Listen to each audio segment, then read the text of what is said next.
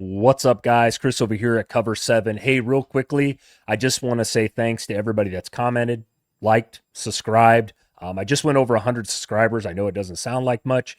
This channel's only been live now for about 3 or 4 weeks, so it means a ton to me, man. It's been a lot of fun. I've met some really great people through the channel so far, so I just want to say thank you from the bottom of my heart, honestly, for all the likes and the comments and just subscribing and listening to me ramble on. I'm a college football fan first. My favorite team just happens to be Nebraska, who actually I'm going to talk about today as the Huskers here. They go on the road for the first time this year to play Maryland. Now, I'll talk about Nebraska first, and I'll talk a little bit about Maryland. I'll give my lean or my prediction at the end, kind of what I think is going to happen in this game, unbiasedly as much as I can. Now, with that being said, Nebraska is 4-1 on the year, right? The last game we played was this previous weekend against Michigan State. I had a lot of questions about Nebraska's physicality up front. Some of that wasn't answered in that game. Nebraska got out to a hot start, 14-0. Michigan State ends up taking the lead early in the third quarter, 21-14. And then, man, Nebraska actually did something I hadn't seen them do in a while, was make some adjustments in the second half and actually shut down that Michigan State offense. Now, Michigan State isn't a world beater, right? They're in a rebuild in year two under Jonathan Smith. I think everybody kind of knew that. But I was very impressed with Rule, John Butler especially on the defensive side of the ball to slow down that run game and honestly just hamper them enough to where we got some momentum in the second half with the crowd and we put up some points there. So we end up winning that game 38-27. They did score a garbage time touchdown at the end to make it a little closer, but I was happy about that part of it. Now, where I want to talk about and where I want to go with this is offensively first. Dylan Raiola. This guy started, this will be his, 18th or 19th start, something like that. Our offensive line can't protect this guy. Michigan State doesn't have an elite defense by any means. They sacked him, 5 or 6 times again. Michigan, a couple weeks prior to that, got to Dylan 7 or 8 times. This is a problem. And not only are they bad at pass blocking, they're not any good at run blocking either. I don't understand that with the caliber of players we have on the offensive line. The returning starters that we had back from last year, which was a concern last year, they're not getting any better. I hate to say that. Now, there's plenty of season left here, and I'm not trying to be a Debbie Downer, but it's got to get better going forward, especially when the competition ramps up here the further we go into the Big Ten. And I'll talk about Maryland's defense here in a second and what they're really good at. I'm sure you guys know if you follow any college football at all. So Dylan Raiola, I talked about him here a little bit. Yes, the numbers are pretty good. Over 1,300 yards, a 74.2% completion percentage. He's always been pretty accurate so far here in Nebraska. He's got 12 touchdowns. He's only got 2 interceptions, which is great. Those numbers look great. I like it, whatever. Now, like I said, the issue is the O-line. I mean, he's been sacked 15 times on the year. Some of this is Dylan's fault, though, by the way. If you guys really pay attention, and I do, he holds the ball too long at times. It's not like we're playing Houston Christian every single week where you got 10 seconds back there, you can make a sandwich, deliver the ball.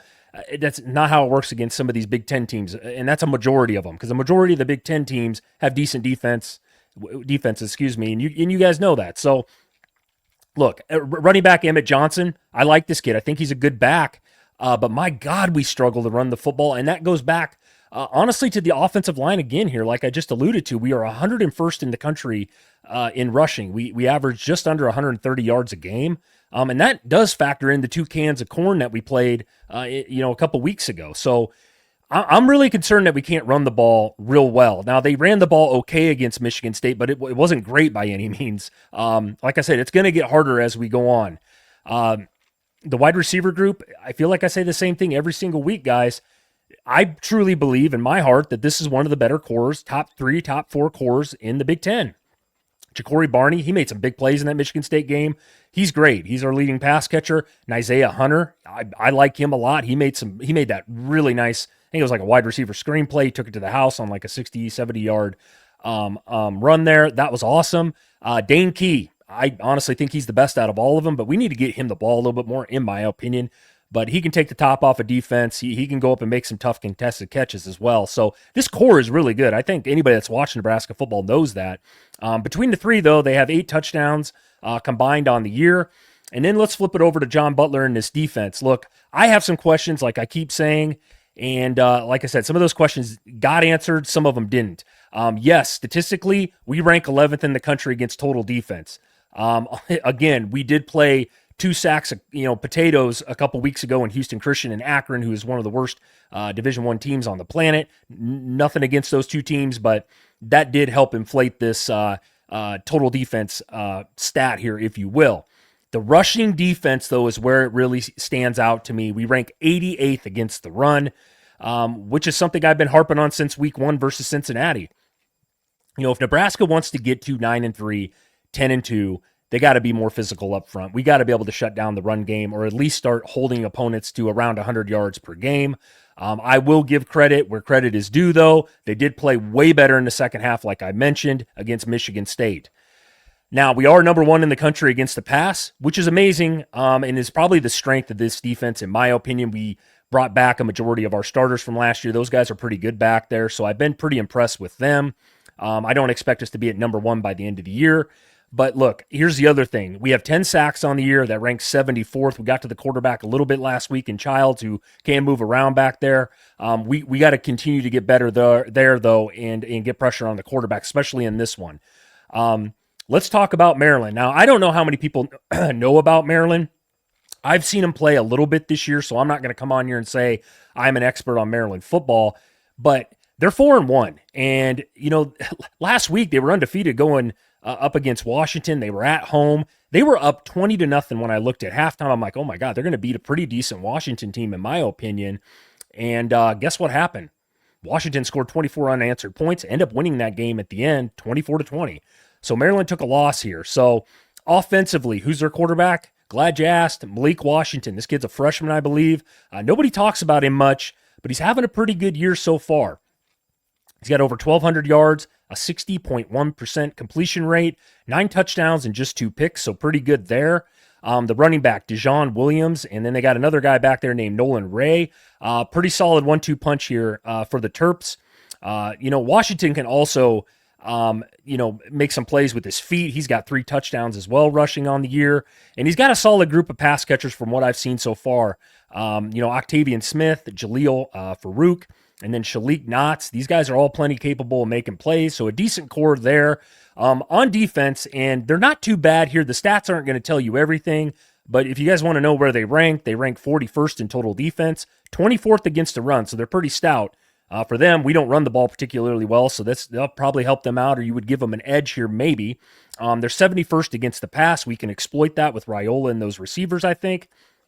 And then the biggest red flag for me as a Husker fan, if you are, considering how bad the O-line is in protecting Raiola, these guys get to the quarterback, dude. They are 4th in the country. They were actually number 1 going into the weekend last week in the country with sacks. They got 19 of them on the year. They can and will find a way to get to the quarterback. So this will be super interesting how this plays out in the lines of scrimmage in this one. My thoughts here, guys, and I had to think about this quite a bit. And like I said, I'm trying to throw my bias out the window because I am a Husker fan. But I'm going to be 100% honest here. This is our first true road game here for the Huskers. I know week 1, everybody wants to say that was a road game. It technically wasn't. It was a neutral site game at Arrowhead. This is a potential trap spot for the Huskers here, right? You come off of, I don't know if I want to call it a big win at home against Michigan State the week before. Could be a letdown spot here. Maryland coming off a loss here. They could and should be probably undefeated into this game, but they are at home.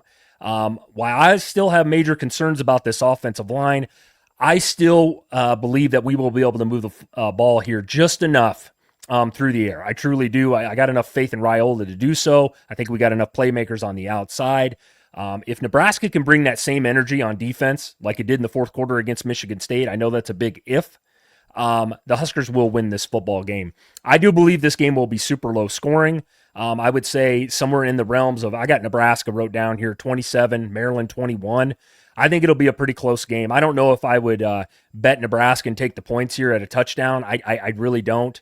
Maryland's, like I said, a lot of people don't know about them. I had to do some research, watch actually a couple of their previous games. They're not a bad football team here under Mike Locksley. So I expect this to be a hard-fought game.